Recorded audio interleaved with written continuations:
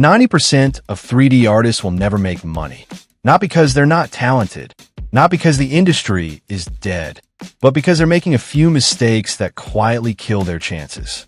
And the worst part? Most of them don't even realize it. In this video, I'll break down exactly why most 3D artists stay broke, and how you can avoid becoming one of them. And there's one mistake near the end that's so common. It keeps people stuck for years. Let's be honest for a second. 3D is hard. You spend months, sometimes years, learning, modeling, lighting, rendering, animation, and still, no clients, no income, no real progress. So what's actually going wrong? Because it's not just one problem, it's a pattern that separates the 10% who make money from the 90% who don't. Let's break it down.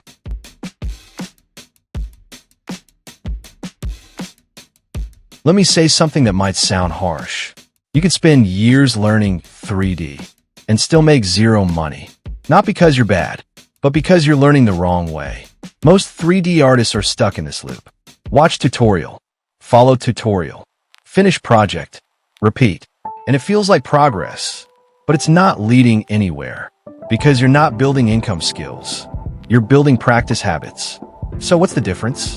What separates someone who is good at 3D from someone who actually gets paid? Here's the shift. Skills equals what you can do. Value equals what someone will pay for. For example, you know how to model a product skill. You can create a product animation that helps a brand sell value. One gets likes, the other gets paid. Clients are not sitting there thinking, wow, this topology is clean. They're thinking, will this help my business? Will this make my product look better? Will this attract customers? If your work doesn't answer those questions, you stay invisible. So how do you actually turn your skills into something people pay for? Because this is where most people get stuck. Instead of asking, what should I learn next? Start asking, what problem can I solve with this? Examples. Don't just learn lighting, learn product lighting for ads. Don't just learn animation, learn short promo animation for brands. Don't just model random objects, model things businesses actually sell. Now your learning becomes market-focused. Here's something you can do immediately. Pick a niche, let's say product animation. Now ask, what would a real client need?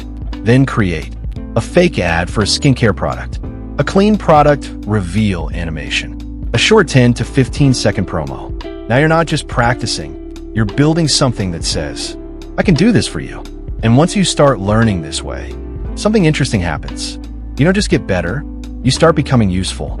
And in the 3D world, useful artists don't struggle to make money. They get hired.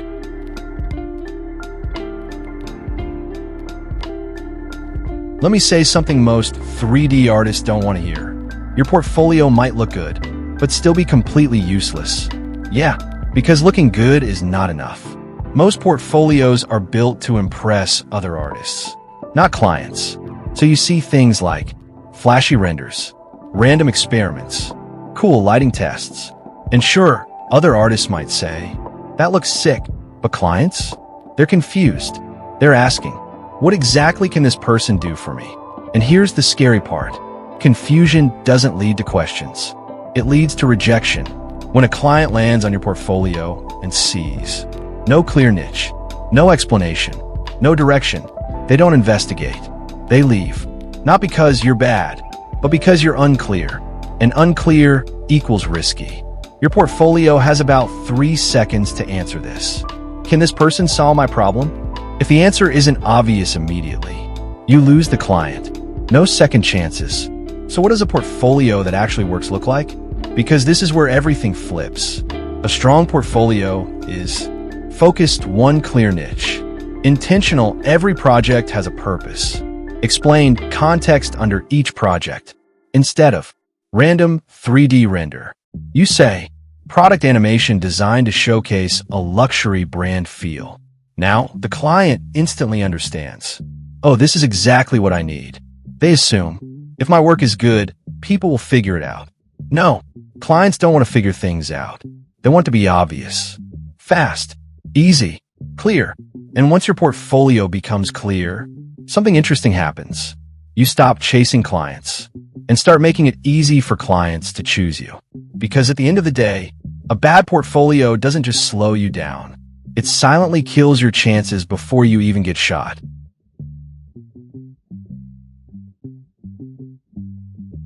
Most people are doing this. I'll post when I'm better. I'll reach out when I'm ready. I'll start freelancing when my work is perfect. So they keep learning, keep improving, but nobody knows they exist. And in this industry, if no one sees you, no one pays you. Now here's where it gets dangerous. Because waiting feels productive, but it's actually keeping you broke. Every month you wait, someone less skilled is getting clients. Someone less experienced is building connections. Someone less ready is making money. Not because they're better, but because they're visible. So what does positioning actually mean? Because this is where everything changes. Positioning is simple. You make it obvious what you do and who you do it for. Not, I do 3D stuff, but I create high-end product animations for skincare brands. I design realistic interiors for real estate marketing. Now, when the right person sees your work, they don't think. They just say, this is exactly what I need. But here's the part most people avoid. Because it feels uncomfortable. Instead of waiting, start doing this. Post your work consistently, even if it's not perfect. Share your process. Talk about what you're learning. Reach out to potential clients. Build in public. Because every post, every message, every project is a signal that says, I exist, and I can do this. Perfection doesn't get you paid. Visibility does. And once you stop waiting and start positioning yourself, something shifts. Opportunities don't feel random anymore. They start coming to you. Because now, you're not just another 3D artist learning in silence. You're someone clients can actually find, understand, and hire.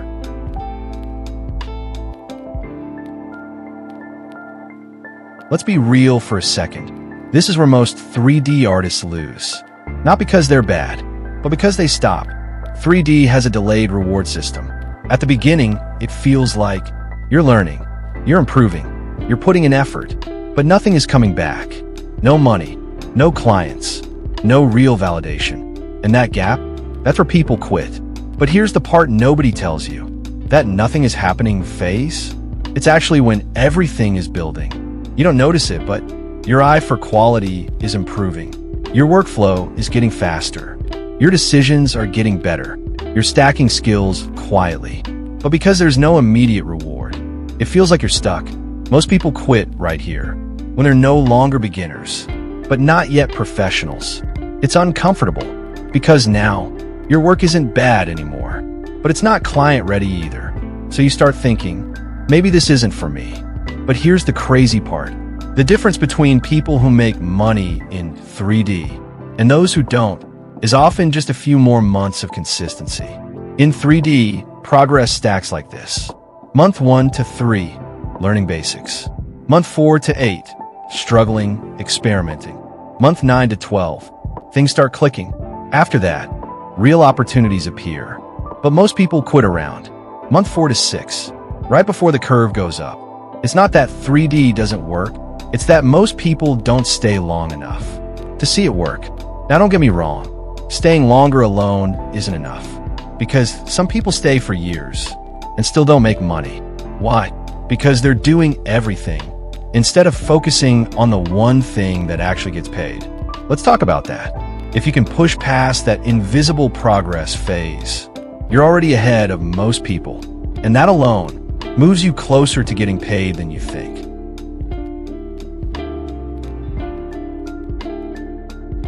Let me be real with you. Trying to learn everything in 3D is one of the fastest ways to stay broke. Yeah, because it feels productive, but it's actually slowing you down. At first, it makes sense.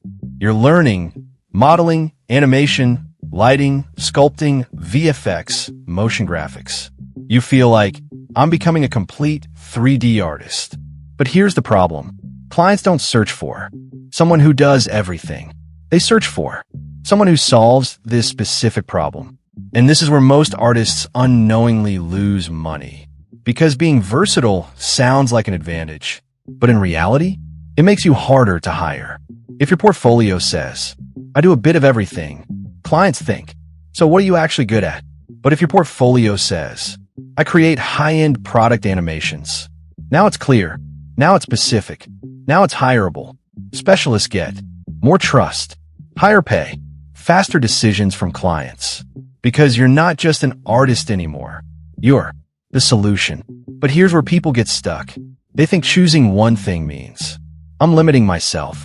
You're not saying I'll never do anything else. You're saying this is what I want to be known for.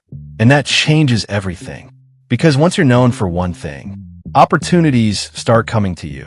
Nobody hires a bit of everything, but people will hire the guy who makes insane product ads, the girl who does clean architectural renders, the artist who creates cinematic animations. So how do you actually choose what to focus on? Because this is where most people overthink. Pick something that you enjoy, has demand, you're willing to improve at consistently. Then go all in. Because the moment you stop trying to do everything is the moment clients finally understand why they should pay you. So if you fix these 5 things, focus on solving real problems, build a clear, niche portfolio, stop waiting, start positioning, stay consistent long enough to break through, specialize instead of doing everything, you instantly move out of the 90% and into the group that actually gets paid. If you're serious about turning 3D into income, subscribe, because on this channel, I'm not just teaching you how to create, I'm teaching you how to get paid for it. And next, I'm going to show you how to get your first 3D client, even with no experience. You don't want to miss that.